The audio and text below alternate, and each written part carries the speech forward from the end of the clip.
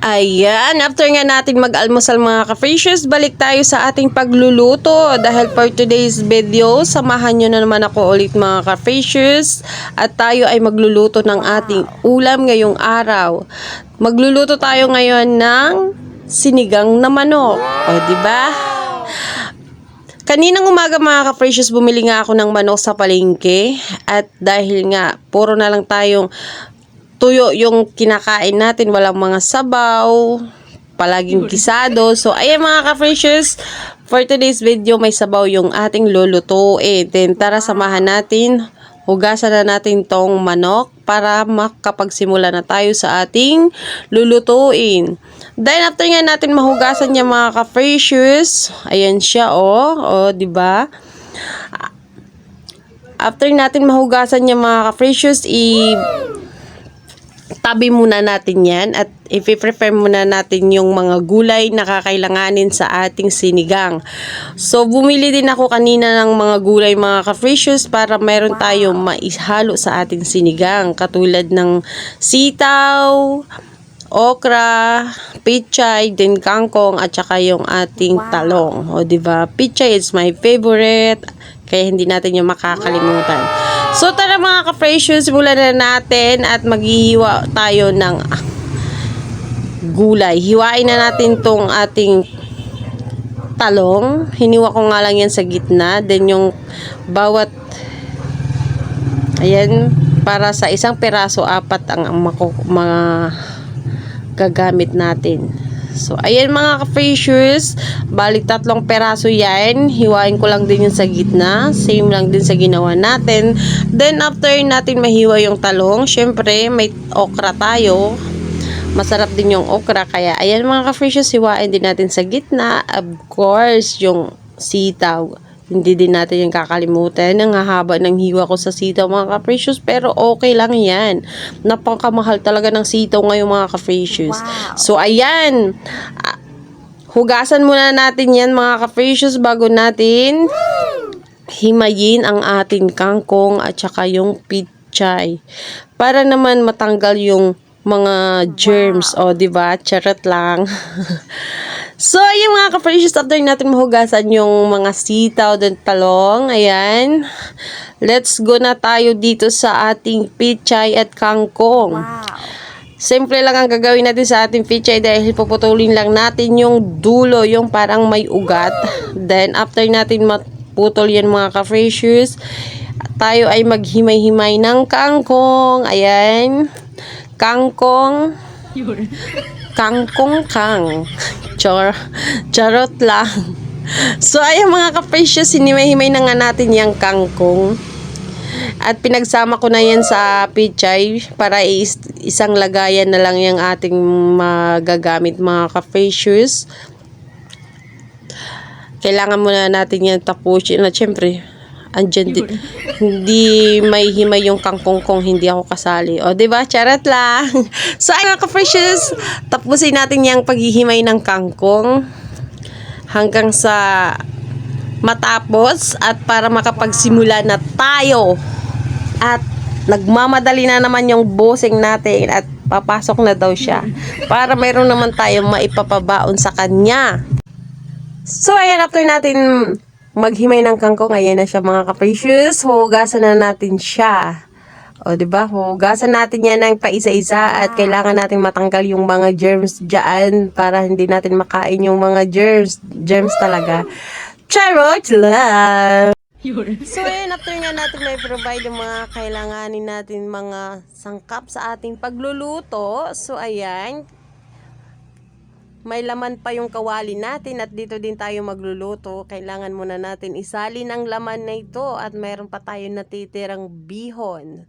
O, hindi yan masasayang mga ka-precious dahil papabaon ko yan kay Mr. para may pangmerienda siya mamaya at hindi na siya gagawin. Hindi na siya bibili. O, diba? Ganyan talaga. Mindset tayo at kailangan natin maging practical ngayon at mahalang mga bilihin. O, diba? Ganyan dapat. Ganyan sana. Charot lang. So, ayan. After nga natin maisalid yung ating pansit bihon. Ayan. Marami pa yan mga ka-freshers.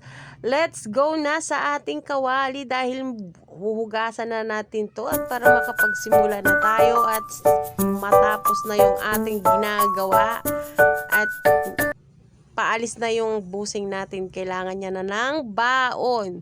Siyempre, sasabunan natin yung mga capricious dahil hindi natin pwedeng mikos-mikosin yung paghuhugas dyan. Kailangan talaga natin yung sabunan at hanggang matanggal yung mga dumi, yung mga dumidikit ng mga bakterya at saka germs. O, diba? Charot lang.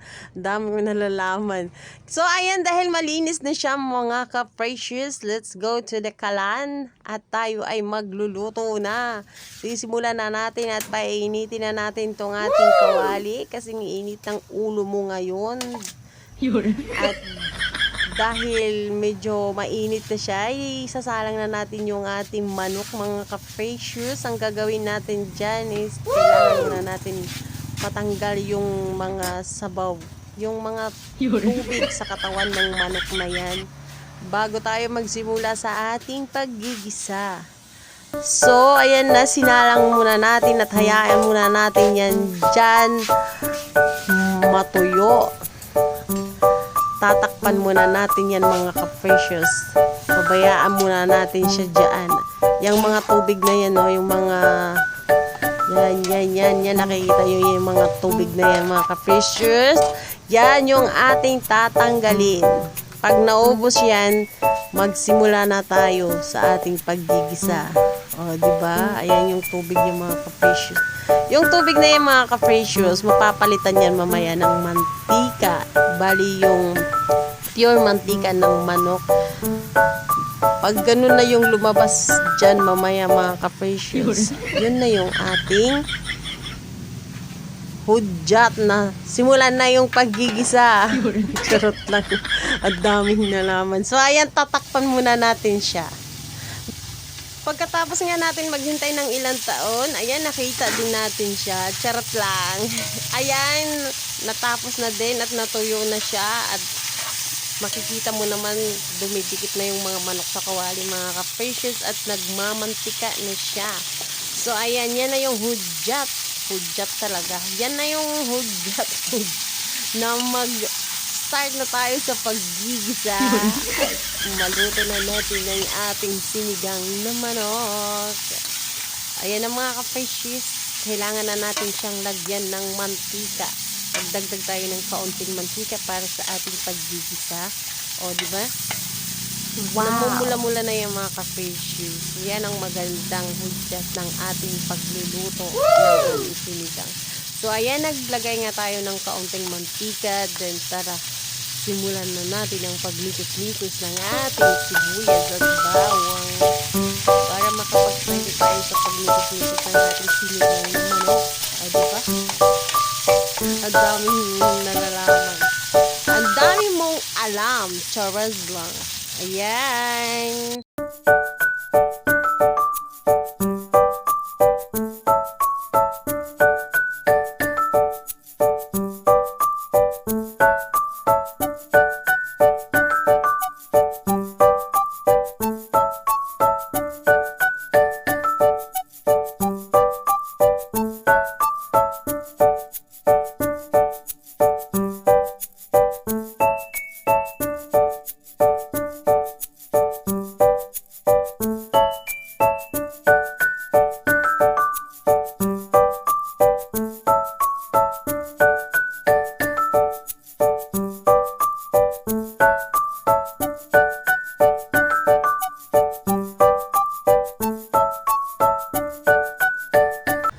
So, ayan mga ka-precious, after natin matimplahan yung manok, ayan, maglalagay na tayo ng tubig para sa ating sabaw. Wow!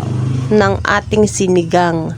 Ayan, imikos-mikos natin yung mga ka-precious. After natin maglagay ng tubig, din hayaan muna natin yung kumulo ng kumulo bago natin ilagay yung mga gulay at yung ibang mga sangkap. Then, tatakpan muna natin siya at maghintay tayo ng ilang taon. O, diba?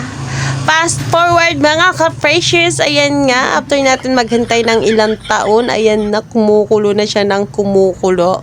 At dahil nga nalubat yung cellphone ko mga ka-precious, hindi ko na naipakita yung mga gulay kanina na nailagay ko. Ano ba to namang cellphone na to? Bigla-bigla lang nalulubat. Then ayan na tuloy, fast forward na mga ka-precious, andyan na tayo sa paglalagay ng ating pichay at saka mga kangkong. Ayan na, malapit na ma-load to yung mga ka-precious, natatakam na ako at saka ang bango-bango ng amoy niya. Then, ayan, mikos-mikos muna natin yan saglit mga ka-precious. Then, tatakpan natin siya. At saka, hintayin din natin siya ng ilang taon para maluto na talaga siya at pwede na natin kainin, no? Diba?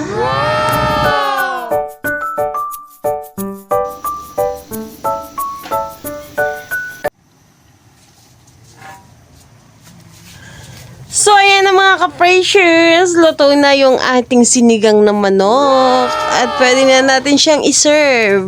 Wow. And that is the finished product. Let's go. Let's eat. Bye-bye. Thank you for watching. God bless you all.